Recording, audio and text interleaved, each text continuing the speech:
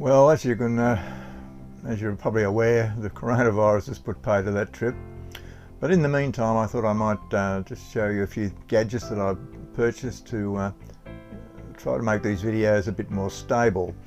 I have had comments where the videos have made certain people seasick. So before you go running for the quills to watch this video, I'd just like to show you a few items which might change your mind. Now, the first thing is I take my videos with smartphones or tablets. It's not very sophisticated, but it does the job.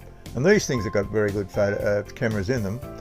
The only trouble is when you walking along, well, it does tend to move around a little bit, and of course it makes the video a bit jerky, and it's not easy to hold them really steady when you're walking. So I went out and had a look at what you could buy as far as stabilizers go, and the first thing I came across was one of these. You mount the camera up here or your tablet up here. This is adjustable. It's also adjustable here, and it has counterweights here, which you can take on or off. Now, as I say, you mount your, well, in my case, the tablet there, but it takes a fair bit of time to balance it all up so it's nice and straight and so forth, just like that. But once you put a weight on there, this thing starts moving around, so you've got to counterbalance everything. And the other problem I found with it is that when you're walking along, she's not that stable, and you still get that jerky motion. So what I've done, I've gone out and bought a smooth mobile phone stabilizer. Now the mobile phone sits in this little bracket here, and this is a battery powered, and you power it on. I'll just give you a quick demonstration. I'm not an expert at this yet, not that I'll ever be. Okay. Now, as you can see, it straightens up the phone, and you can walk along there, and it's not too bad. And you can move your arm around like that, the camera stays steady. It's got another mode, which I'll just turn that on now. And then you can move around in various ways, and the camera stays quite steady. So hopefully this will improve the videos. It's also motorized. I'll just give you a demonstration there. So if you want to raise it or lower the camera. Now I'm still learning how to use this thing, but I think it's going to work. As you can see, it's quite good. So I'll just power this off.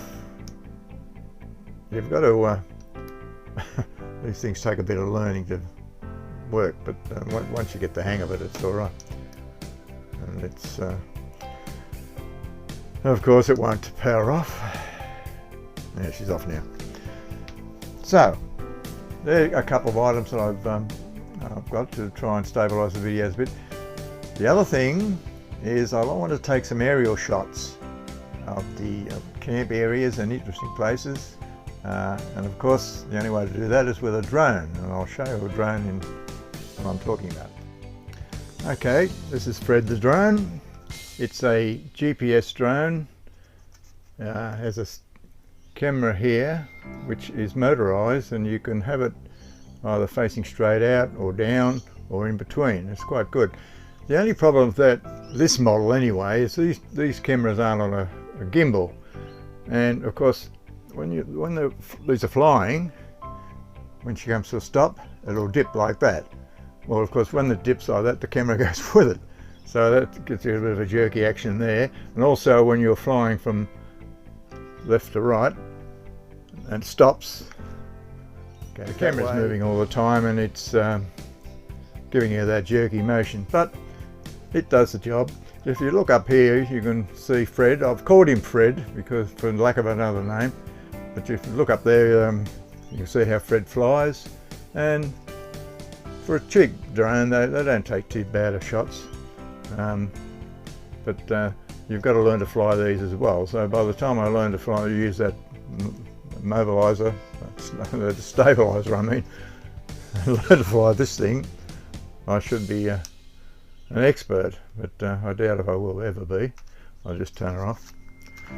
So I don't know if that's interest to everybody, but they're some of the things I've purchased to you know, make better videos.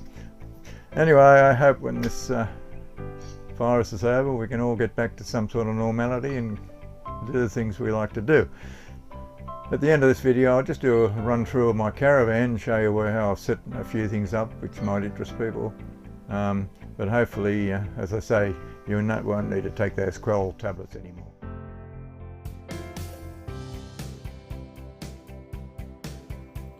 The caravan has 2 single beds with underneath storage. The bed on the left houses the main 150 amp AGM battery, and under this lounge houses the 100 amp battery dedicated for the 35 litre compressor fridge. I took the top of the rear bed out to allow for more storage. With the extra room, I can now store the 200 watt flexible solar panels, the portable hot water service and the satellite TV dish. The 35 litre compressor fridge now has a permanent home next to the diesel heater.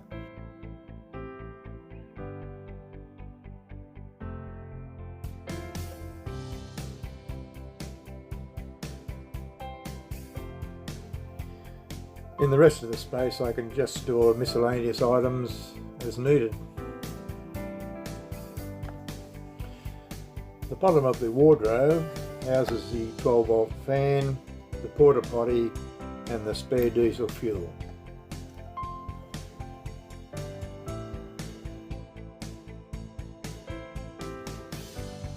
And there's ample hanging space for clothes in the wardrobe.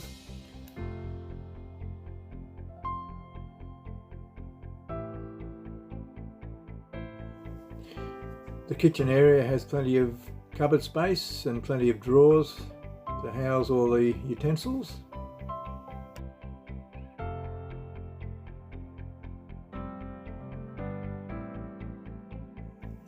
I now trouble with the heavier solar panels attached to the side of the caravan. This also gives me extra space inside because these things do take up a lot of room. And on the other side you can see the other panel. Just before I conclude, there is a short video of my daily walking track which I shot using the smove stabilizer. Thanks for watching and I'll see you next time.